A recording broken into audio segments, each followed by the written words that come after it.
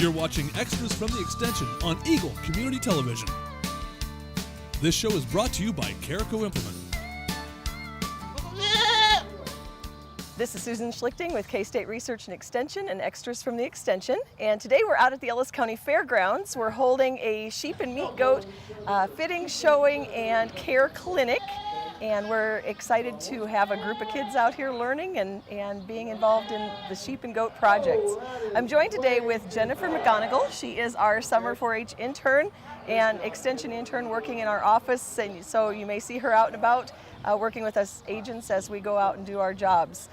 Today she's with us to help with the clinic, as she was a 4-H'er out in Colorado and showed sheep as part of her experience out there. So we're glad to have you, Jennifer. Well, thank you. I'm glad to be out here. What kinds of things did you get out of the 4-H experience working with the livestock?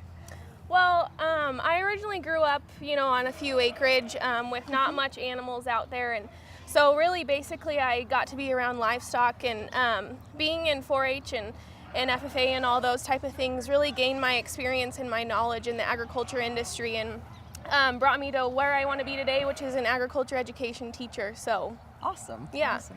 I also gained a lot more things like self-confidence, and people used to tell me in middle school that I was totally quiet, and then once I got into high school and I got involved with all those kind of different things, I got to be really open and be myself. And so it's more than learning about the animals and everything. It's about learning about yourself too. So absolutely. I heard our presenter today is Dr. Brian Ferris from K-State Extension out in Manhattan, and he was talking with the kids earlier about how at the end of the day he hoped to see that their confidence had grown in being able to show their animals, whether they'd shown before or not, and that they were holding their heads high, and their sheep or their goats were also holding their heads high. And I thought that was kind of a neat thing for them to set the stage with, and certainly one of those big things that kids can learn from the experience.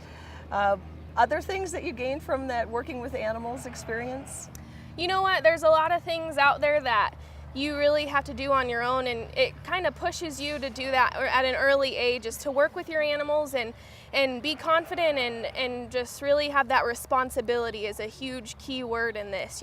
Those kids out there, they take care of their animals, they feed them, they have to make sure that they're doing well, and not only are they taking care of themselves when they step out into that arena, they're taking care of other animals and watching out for other people. Absolutely. Got to learn to work together out in the ring, and it's not all about the competition. Right. Definitely. And the care part of this aspect, we're going to be talking a little further about this afternoon. The kids learn about what to feed the animals, what things to look for illness-wise, and those kinds of things as well. Right. So there's a whole series of things that they're learning about as they go through that process. Yeah, and that's a good point too. You don't always just learn about the animal. You also have to keep a record book, and you have to learn, what they're eating and how much that animal is costing you, and you learn a lot about the business side of things too as well, and record keeping and just where your money's going. So absolutely, those are all important skills that will translate well into their lives later on. For sure. Yes. Well, Jennifer, you are coming in to work in our office. This is your second week on the job, and we've already done several exciting things. Yeah. What is it you're looking forward to most this summer? I think that I'm just looking forward to, meeting the kids and being out here and really, meeting the community and getting involved with the community and just really learning all that I can learn. I'm out here today. Tomorrow I'm at a wheat test plot, and I'm really excited to learn more about wheat, and tomorrow I'm helping at the library. I'm just kind of excited to get my, self involved in so many different aspects of agriculture and the industry and just the community, really. And that is truly something the Extension does in Ellis County and across the nation. As we get out into the community, we work with folks in a whole variety of settings. You talk about the library. Here we're at the fairgrounds. I think you're doing Go Truck Go later this week as well, working with different populations, different ages, different experiences, and that's what Extension's about, is extending out into the community with that research-based information. Yeah. So we hope you have a great summer working in our office and having that experience, and we're glad you're here. I'm glad I'm here too. So. Well, that's all for today. This has been Susan Schlichting and Jennifer McGonegal with K-State Research and Extension and Extras from the Extension. You're watching Extras from the Extension on Eagle Community Television. This show is brought to you by Carico Implement.